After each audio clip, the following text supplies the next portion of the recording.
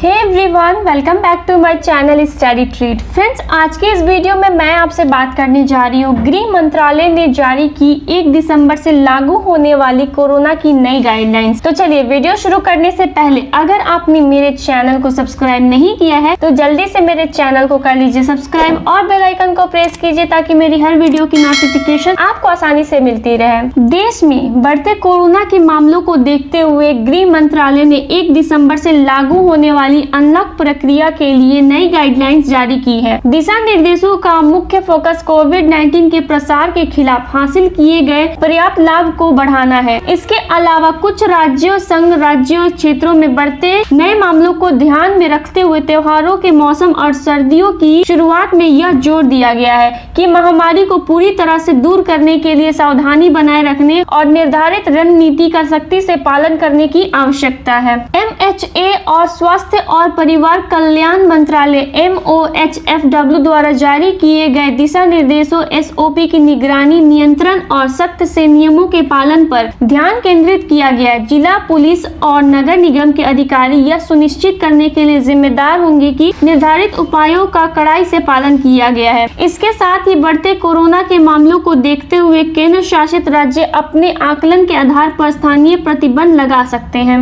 निगरानी और नियंत्रण। राज्य केंद्र शासित प्रदेश के अधिकारियों को सूक्ष्म स्तर पर गृह मंत्रालय द्वारा निर्धारित दिशा निर्देशों को ध्यान में रखते हुए डेमोकेशन ऑफ जोन सुनिश्चित करने के लिए कंटेनमेंट जोन की सूची संबंधित जिला कलेक्टरों और राज्य केंद्र शासित प्रदेशों द्वारा वेबसाइटों पर डाली जाएगी। यह सूचित गृह मंत्रालय के साथ साझा की जाएगी। कंटेनमेंट जोन में केवल आवश्यक गतिविधियों की अनुमति दी जाएगी। इन क्षेत्रों में चिकित्सा आपात स्थिति, आवश्यक वस्तुओं और सेवाओं की आपूर्ति होगी, जबकि बाहर के लोगों की आवाजाही नहीं होगी। निगरानी टीमों द्वारा घर घर निगरानी की जाएगी। निर्धारित प्रोटोकॉल के अनुसार परीक्षण किया जाएगा। कोरोना पॉजिटिव व्यक्ति को 14 दिन के लिए क्वारंटाइन रहना होगा और उसके संपर्क में आने वाले 80% लोगों को 72 घंटे में पता लगाया जाएगा। कोविड-19 रोगियों को जल्द ही उपचार सुविधाओं क्वारंटाइन दिशा निर्देशों को पूरा करने के अधीन में सुनिश्चित किया जाएगा।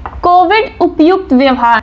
राज्य केंद्र शासित प्रदेश की सरकारें कोविड-19 के उचित व्यवहार को बढ़ावा देने के लिए और फेस मास्क, हाथ धोने और सोशल डिस्टेंसिंग का कड़ाई से पालन कराने के लिए सभी आवश्यक उपाय करेगी। फेस मास्क पहनने की मुख्य आवश्यकता को लागू करने के लिए राज्य और केंद्र शासित प्रदेश उपयुक्त जुर्माना लगाने पर विचार कर सकते हैं। सार्वजनिक और कार्यस्थलों में फेस मास्क न पहनने वाले व्यक्तियों पर भी कार्रवाई हो सकती है।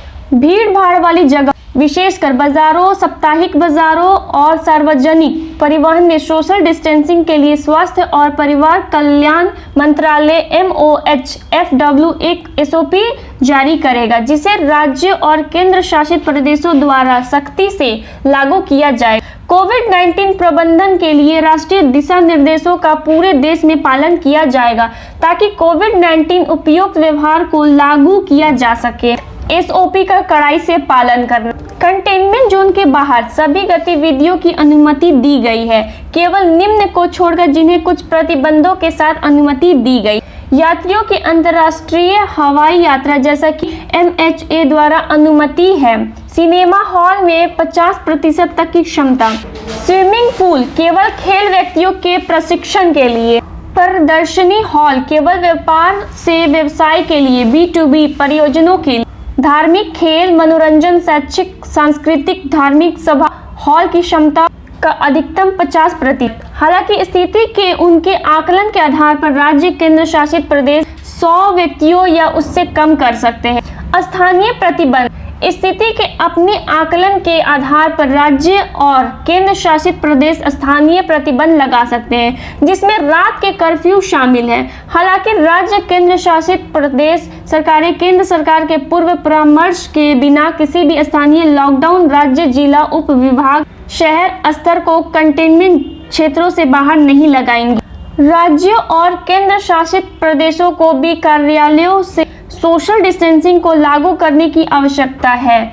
शहरों में जहां साप्ताहिक केस पॉजिटिविटी रेट 10% से अधिक है, कार्यालय में भाग लेने वाले कर्मचारियों की संख्या को कम करने के दृष्टिकोण के साथ कार्यालय समय और अन्य उपयुक्त उपायों को लागू करने का विचार करना होगा, जिससे सोशल डिस्टेंसिंग का पालन हो सके। एक राज्य से दूसरे राज्य में जाने पर कोई पाबंदी नहीं है। पड़ोसी राज्य के साथ क्रॉस लैंड बॉर्डर व्यापार के लिए व्यक्तियों और वस्तुओं पर कोई प्रतिबंध नहीं होगा। इस तरह के लिए कोई अलग से अनुमति ई परमिट की आवश्यकता नहीं होगी। घर में रहे बुजुर्ग और बच्चे, कमजोर व्यक्तियों अर्थात 65 वर्ष से अधिक आयु वाले व्यक्तियों, गर्भवती महिला और 10 वर्ष से कम उम्र के बच्चों को घर पर रहने की सलाह दी जाती है। आरोग्य सेतु मोबाइल एप्लीकेशन के उपयोग को प्रोत्साहित किया जाता रहेगा। सभी लोगों को अपने मोबाइल में आरोग्य सेतु ऐप को डाउनलोड करने की सलाह दी जाएगी। सो फ्रेंड्स, आपको ये जानकारी कैसी लगी कमेंट बॉक्स में जरूर बताएं और ऐसी जानकारी के लिए मेरे चैनल को जरूर सब्सक्राइब करें। Thank you for watching my video.